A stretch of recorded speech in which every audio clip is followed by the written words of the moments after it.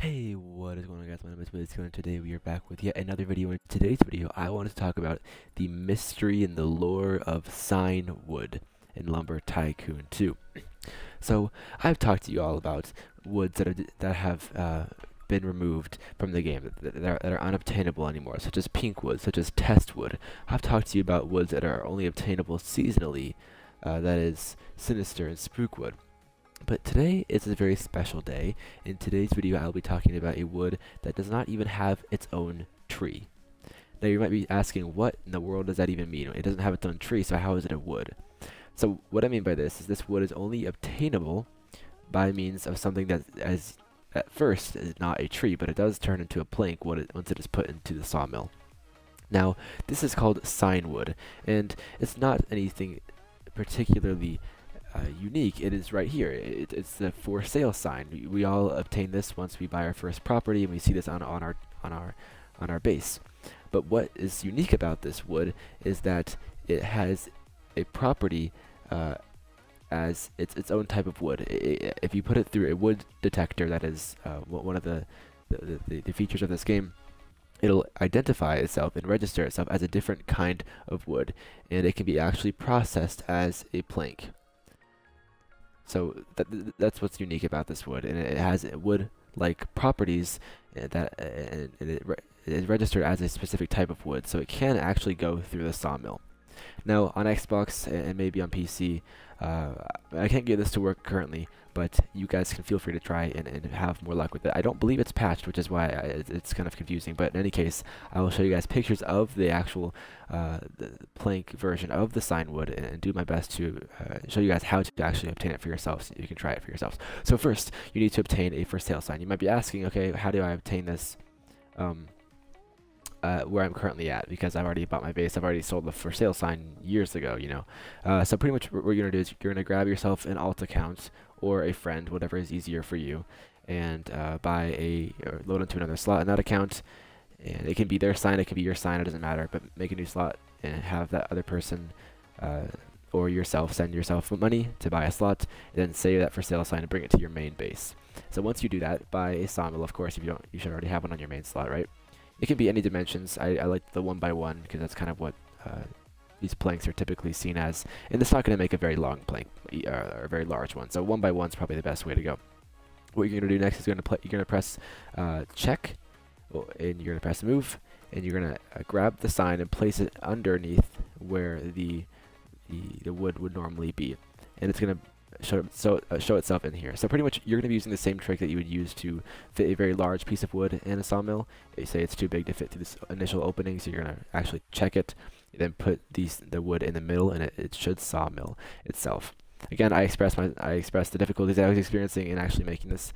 But if it does get stuck under the map like this, use the video I just made and the trick that I share with you in that video, which is getting a blueprint and manipulating that blueprint on top of that sign so that the sign actually gets out of the map like so.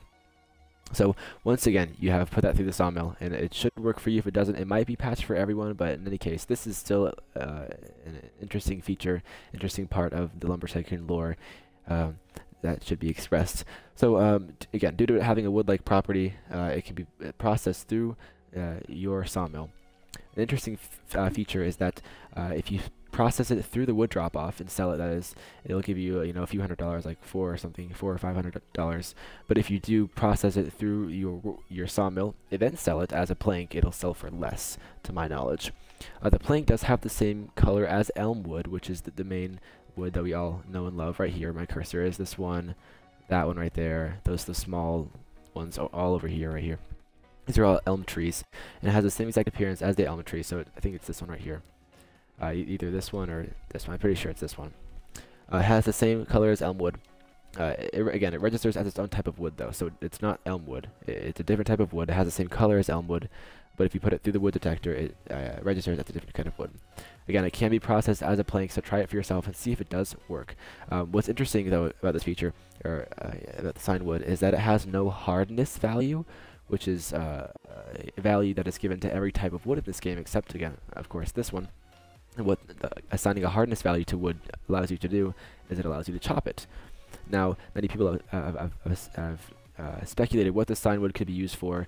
They've tried it to open the bridge. They've tried it to get into the Squidward painting area. They tried it for a number of reasons, a number of applications, and none of them seem to work. What's interesting though is that the candy cane, not the candy cane axe, one of the axes does not actually cut.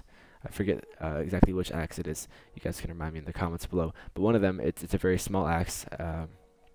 It does not actually have the ability to cut anything.